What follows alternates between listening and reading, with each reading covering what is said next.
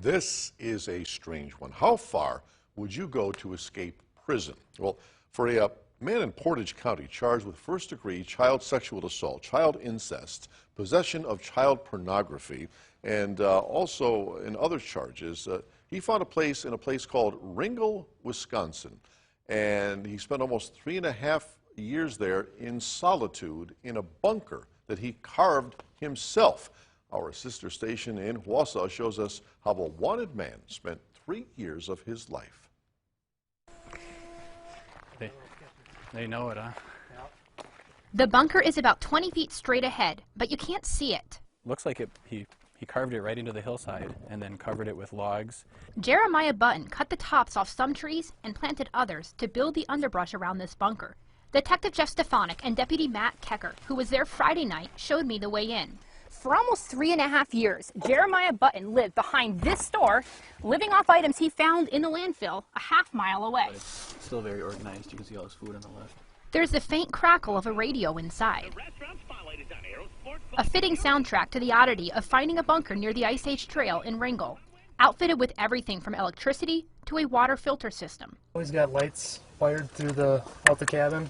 He's got fans that would circulate air. A space that he was able to survive the winters, obviously, and keep himself warm. And it is stocked full of all of the items that he was able to pilfer from the Marathon County landfill. Everything from bug spray to laptops and iPads, which he powered in a couple ways. From those 3 car batteries, he has wires running to LED lights and radios and cooling fans, all sorts of electronic equipment.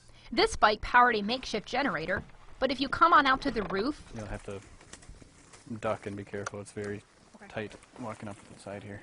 These solar panels powered his car batteries on sunny days, and he even got the news through this makeshift TV antenna. Something one wouldn't really expect when you find a structure like this in the woods. To understand why Jeremiah Button was here, rewind to 2014, when he was charged with multiple sex crimes against children. Stefanik says his parents paid his $25,000 bail, which is when he started building this bunker. He said the initial build took him from the time he got out to the time that he disappeared. He vanished 2 weeks before the jury trial. He was not only surviving, but thriving. Until Friday, August 9th, when a hunter, Thomas Nelson, walked into his bunker. I push the door open, and I look inside, and I can see canned foods. There are little storage boxes, and I'm like,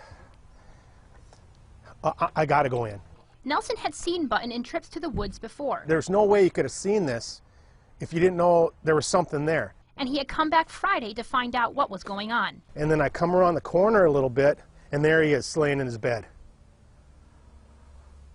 I mean, I was shaking when I went in. I was shaking when I went out. He called police and showed them the way in, and Deputy Kecker tells us what happened from there. And we actually came to the roof of the structure you see here and called the suspect out to us. There was a 20-minute standoff, after which Kecker says Button seemed almost glad to turn himself in. It told us that he was wanted through Portage County for numerous warrants. I bet that's a long time to live without human contact. That's a movie, isn't it? That'd be a great one. Well, Button is back in custody, and he's got a pre-trial conference set for September the 16th.